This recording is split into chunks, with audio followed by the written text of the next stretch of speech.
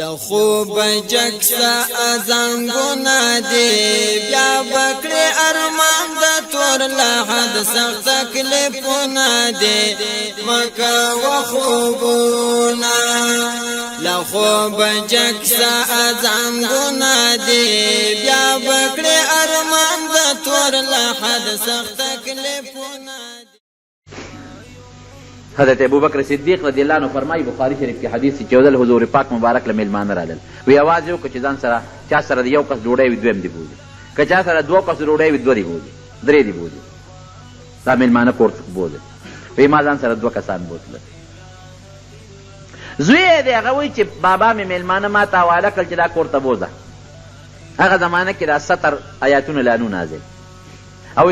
ابوبکر صدیق لاړه نبی علیہ السلام سره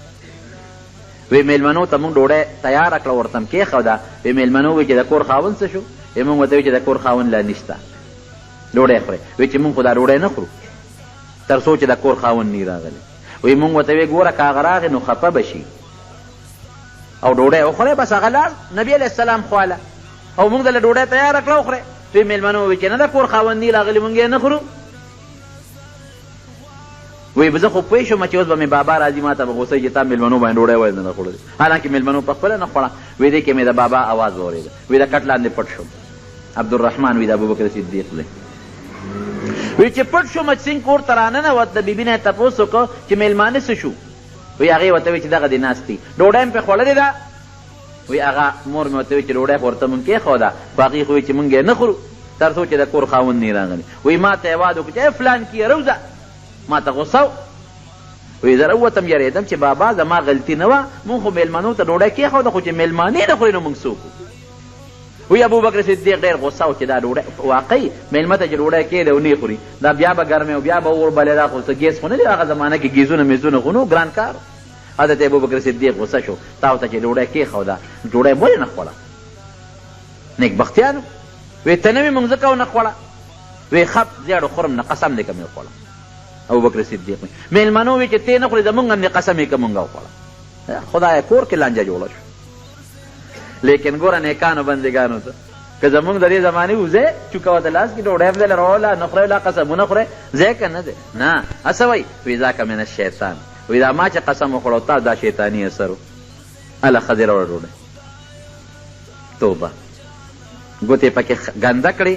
دواړو میلمنو هم ګنده کړې د میلمنو نیت هم روغ و هغې وی چې ډوډۍ خو لږه ده نه هسې نه مونږ یې وخورو د کوربه رانه اوږې پاتې نه شي دې به راشي اوږې به پاتې شي پرې چې کوربه نو په شریکه به وخورو لږه لږ ګزاره به وکړو عبدالرحمن د ابوبکر صدیق رضی الله عنه زوی فرمایي چې ډوډۍ کې م شروع کړه مونږ هم کېناستو میلمه هم کېناسته مور مې هم کېناسته ډوډۍ خورو خلاصېږي نه وی چې نوړی د بره نه اخلو لاندې نه اوچتېږي لکه د چینې د اوبو چې نوړی اخلو لاندې نه اوچتېږي وی مونږ هم پې ټول ماړه شو چې خوا کې ګاونډیانو هغې له هم په کاسو کې ورکړه هغه هم پې ماړه شو وی بیا نبي ابوبکر صدیق وی چې ای ښځې دا ډوډۍ زیاته نه شوه وی زما د قسم په خدای وي چې یو نوړی اوچته لس زیاتېږي په سترګو راته ښکاري وی سار وختي مغه ډوډۍ خوانچه راواغېسته او نبي علیه السلام له مو لېږل دا برکت د نیکانو د لاس نه چې ښکاره شو کرامت ورته ویلې کېږي یو دوه صحابه فرمایي د نبي علیه السلام نه مجلس نه روان شو تیاره ده توره تیاره وی چې توره تیاره دواړو سره کونټۍ وې د یو د کونټۍ نه رڼا شروع شو د کونټۍ لکه د بیټري په شان خلک ویل لکه کونټۍ کې بیټري ده مې دا 1400 کاله مخکې د حضور پاک صحابو ته الله پیدا کړی ده د یو د کونټۍ نه رڼا خطا دواړه پکې روان